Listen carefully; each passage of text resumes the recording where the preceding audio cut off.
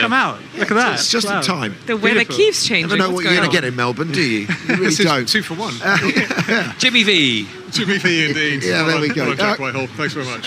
Congratulations. Well done. Thank you. Nearly a podium, 4th. You'll take that. Yeah. I mean, at that point, I was thinking about the podium, but in them conditions, just surviving, P4, super happy for everyone at the team. I feel like we've just had that good start to the year, a great test in Bahrain, good few days here, Friday, Saturday, and then to execute Sunday was a nice little cherry on the top. Yeah. First of all, massive congratulations. Great result yesterday, great result today. It's also nice to see that the car is performing both in qualifying and the race. But what did it really take out there today? I mean, just how complicated was it? Take us into the cockpit.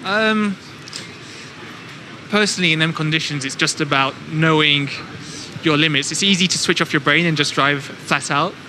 And you need a bit of a barrier to the limit because it was so gusty out there today and a bit more rain, drying out, tyres overheating, tyres getting too cold, safety car restarts, all that kind of thing.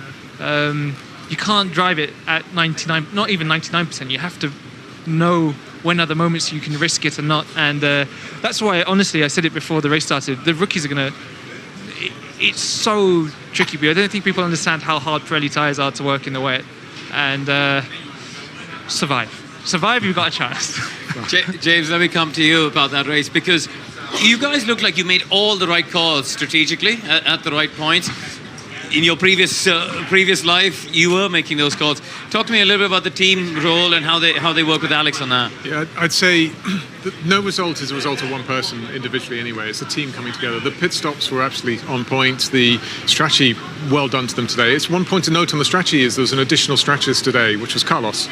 Carlos, actually, his insight was incredibly useful on that transition to the Inter. You saw a number of teams not sure. Do we try and hang it out? Can you hang it out? Carlos was adamant. You won't survive on that around the last few corners, and he was spot on and helped us drive us towards that.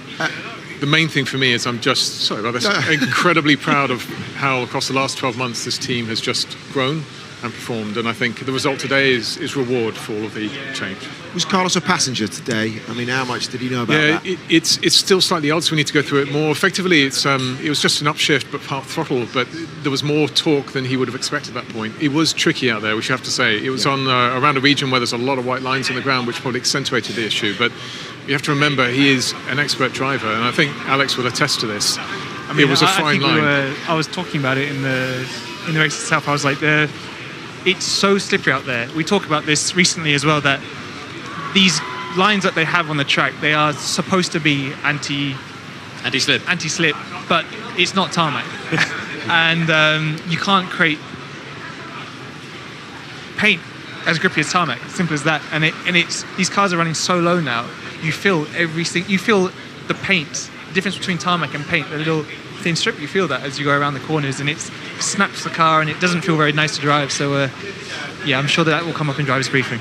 You were talking there, I mean, what you pointed out about Carlos being a team player, staying behind and actually helping you there. Is that what you're trying to foster in here? I mean, obviously this is a team sport, and obviously every team's trying to be the best that they can be. But what is the culture that you're trying to introduce to Williams, James? You summarised it well. The way Alex and Carlos are on this team, I'll let Alex comment on this as well, is they're leaders that are driving our organisation forward. We are here all together to get the best results we can for Williams as we grow.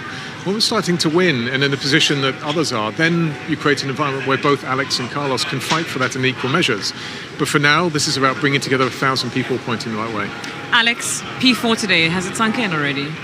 Do you realise that? No, I've been saying this before, that you kind of wish that it was midpoint in the year and you've had this like struggle, and that P4 is something special.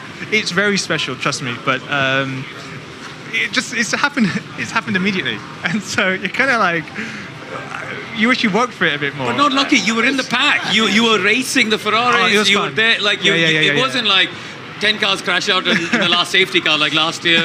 You were there the whole race. It's true. We were running P7, P6 pretty much the whole time through.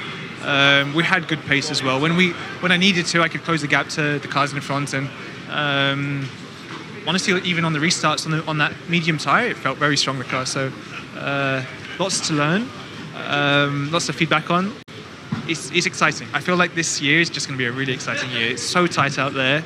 If you do a great job, you can really mix it with the top teams now. RB, Alpine, they look extremely close to us. It's going to be a dogfight for the whole season.